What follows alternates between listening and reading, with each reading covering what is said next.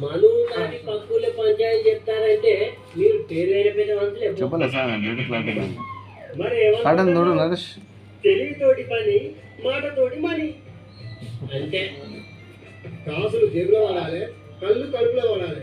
న్యాయం మేము చూడు బ్లడ్తోని అందరి పంచాయతీ మంచిగానే చెప్తారు కానీ నా పంచాయతీ ఓడగొడతలేరు మీరు.